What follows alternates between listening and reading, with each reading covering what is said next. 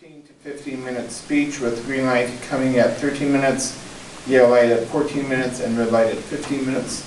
As my own noted clarification, often most of our speeches last 5 to 7 minutes. Hopefully, with just one speaker, we sometimes allow for longer speeches. Mark is currently serving as the founding chairman of the Board of Community Advisors for the new Lewis Clark Valley Healthcare Foundation. Tonight he's going to share with our members and guests some of the details about the Foundation upcoming grant program. The title of his presentation, Grant Money Available for Healthcare Projects in our 9-county area. Please welcome Mark Havens.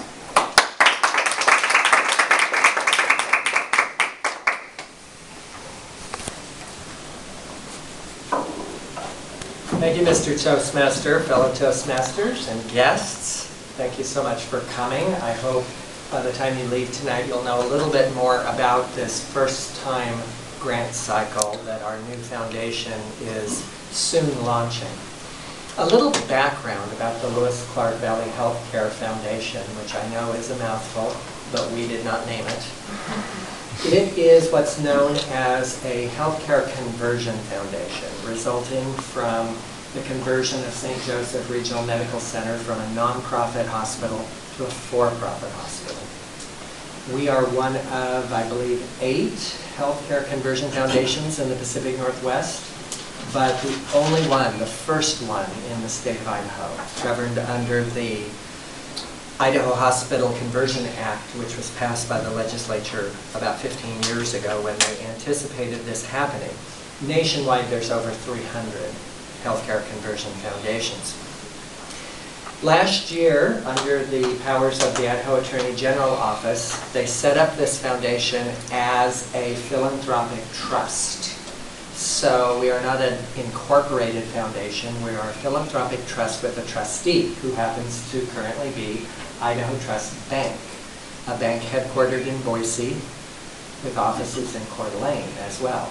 That's relevant because if you call the phone number that will be listed on all of the documents and website, you will reach the bank. You will not reach me. You will reach the bank, who will answer all of your questions. The Idaho Attorney General appointed a 15-member board of community advisors. Currently, those are people who live just in Lewiston-Clarkston Valley, but we hope to broaden and diversify that board as time goes on. We manage the $25 million that poured into this foundation. That was the amount of the $109 million sales price of the hospital that the seller and the buyer were required to leave behind in this foundation. It represents local community investment in that hospital, mainly in the form of property tax exemptions for over a century, but also donations. Donations to the hospital and volunteer time put in by volunteers, all the local community investment in the hospital that is felt should not leave town with the person or entity selling the hospital. $25 million. We don't intend to spend the $25 million. We spend just a portion of the investment earnings. And this first year, because we didn't have the money all last year, only for a portion of this year, this first year in the grant cycle, we plan to give away over $250,000, at least $250,000. In future years, that amount may approach $1 million a year. So this is our baby step year. We are getting ready to launch in the next few days our first grant cycle for those of you who might be interested in applying for a grant from the foundation. I had hoped that by today the website for the foundation would have gone live. It has not. Okay, hopefully by Friday, they tell me. I'm not in control of that. The website address that you would want to remember, and you can try it daily till it actually works, is quite simple, www.lewisclarkhealth.org. That was the only available name among the versions that we tried. Lewis Clark Health, no hyphen, all one word, lewisclarkhealth.org. You will see a fairly bare bones website with just a few colors, not cerulean. And as I said, we hope that it'll go live on Friday. Among other things that will be on that website, the bulk of the current content, because we haven't uploaded all of our board pictures and biography and those sorts of things, but it will be the information about the grants. You will see information laid out somewhat in this format. If you were to print it out, it would come to about 4 pages. And tonight I want to share some of the information that's on here. The moment it goes live, you can apply. In fact, the application form itself for this step 1, or the first round, is very simple. It's more of a letter of interest or a letter of inquiry together with a 1-page application form that you can fill out online in expandable boxes and submit digitally. Now, if you're prefer to do it on paper and type it or handwrite it, that's perfectly fine. You can print it off the website or contact the bank, the phone number on the website, and they will send you this copy. Otherwise, we're trying to be paperless. So the grant process will open the day the website goes live, hopefully on Friday. Your first important deadline is that letter of interest and 1-page application form has to be submitted by June 30th, Saturday, June 30th. So that gives you many weeks. At which point, the Board of Community Advisors will immediately begin looking at those letters of interest and those proposals being submitted to you. Just to quickly go along in the calendar so you can get a picture of what we're talking about here, we would hope to invite back the selected projects for round 2 consideration by July 27th. So we're not giving ourselves very much time to read the submitted application forms, basically the month of July. For those of you fortunate enough to proceed to round 2, which will have a much longer application form and process that hasn't been fully designed yet, that deadline will be August 31st. So you will have basically 1 month to get all of the supporting materials about your proposal back to us, and we will take approximately 2 months to review them, possibly site visits, possibly an interview, and make our decisions. By around the end of October, you would be notified if you are getting a grant by beginning of November. You would not get your money until December for use for the project for next year. So that's really important. For any organization, if you're looking for money this year, you have a deadline to meet this summer, you have a project you want to initiate in September, we are not your funding source. This is for projects proposed for calendar year 2019. It's our expectations that the money will, if we grant it to you, will be all spent in 2019, but with some simple explanation. If we need to carry it over beyond the end of 2019, I'm sure we would allow it. We tried to make the application process as simple, as basic as we can, given that we're allowing you to apply for projects of up to $100,000. These would not be small grants, although if you have an interest in small, just a very limited amount of money, you are welcome to apply. Allow me to begin by answering the question of, well, who can apply? And all of this information, I have no handouts because it'll all be on the website. All this information, you can find there. Who can apply are any 501c nonprofit organizations or governmental entities, like the college, or the city, or university, or a publicly owned hospital, meaning a hospital owned by a county or a health district. So we would not entertain proposals from, say, an individual, because the IRS wouldn't let us hand over philanthropic money to an individual. That would be like income. Nor would we, this year, certainly, entertain a proposal from a for-profit enterprise, a for-profit commercial enterprise. Again, there's some complications with that, and in the future we may be open to charitable proposals by for-profit companies, but not this year. The question has arisen, well, we're a big organization. We're Lewis Clark State College. We are Pullman Hospital. Can we submit more than one application? And the answer to that, quite surprisingly, is yes. If you have more than one good idea, feel free to submit more than one application.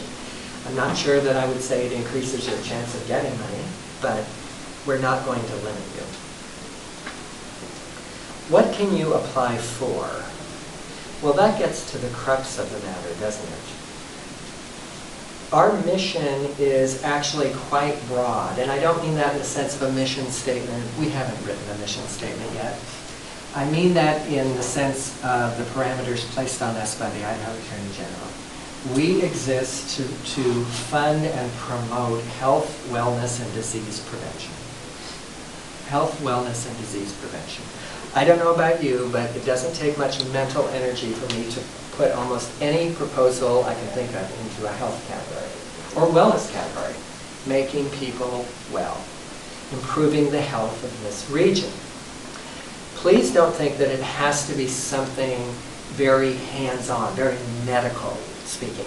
I give only as examples that perhaps a public library might consider applying for a grant to buy a series of health education books or publications.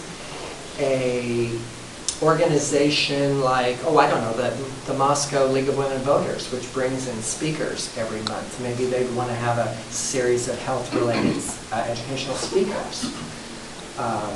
A theater such as the Kenworthy Theater in Moscow might submit a proposal to run some health educational documentaries or health films there. So the applications could come from some very non-traditional sources for some rather unusual programs. It doesn't mean, oh, I'm a nonprofit health clinic and I want to vaccinate all the unvaccinated children in town. It doesn't have to be that obviously tied to physical health. Now, I mentioned our region, and the introduction also referred to the 9-county region. That's what's really quite interesting. We did not choose this ourselves. The Idaho Attorney General asked St. Joseph's Hospital, what is your service area? They said, we draw our patients from a 9-county region. And they said, okay, that's the region of the foundation. That's a broad region. That's a very broad region.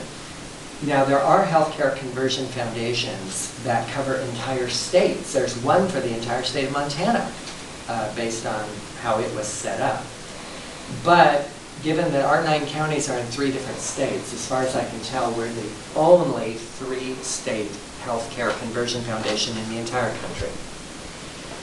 So our inclusive counties are Nez Perce, Lewis, Clearwater, Latah, and Idaho County in Idaho, Garfield, DeSoto, and Whitman County in Washington, and Wallowa County, Oregon, over in Enterprise. That's our region, a broad region to serve. Hence what I said earlier, our initial board of community advisors is made up of just people from the valley, but as we recruit new members to the board, I hope we pull them from all these other counties because they should be represented as well, don't you think?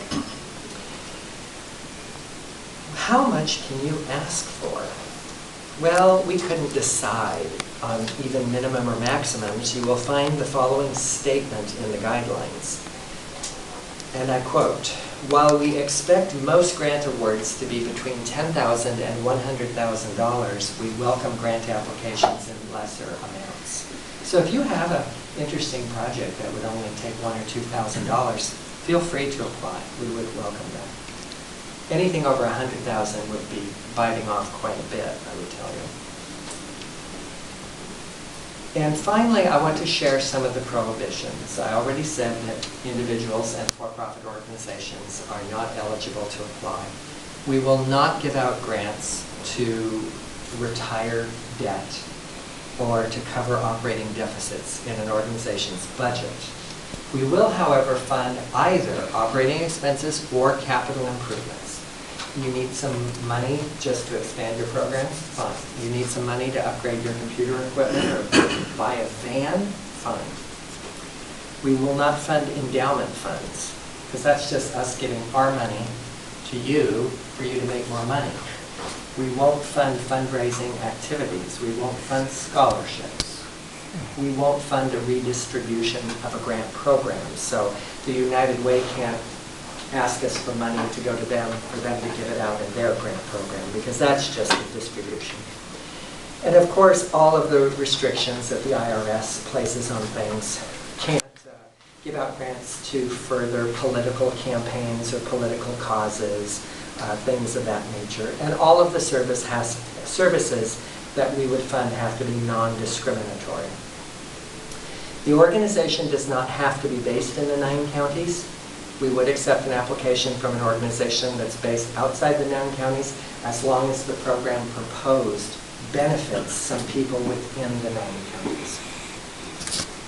With that, I would simply invite you to dream big. Dream big. This is our first year. We are learning. We want to see what the needs are. There's no guarantee that these requirements, restrictions, and prohibitions this year will be in effect next year. There's also no requirement that all of our money will be distributed next year in a single grant cycle. We may have 2 or 3 grant cycles. We're going to learn from this year. But think big. The local area has never had a foundation this large before, and we're looking for the ingenuity of all of you out there. Mr. Toastmaster.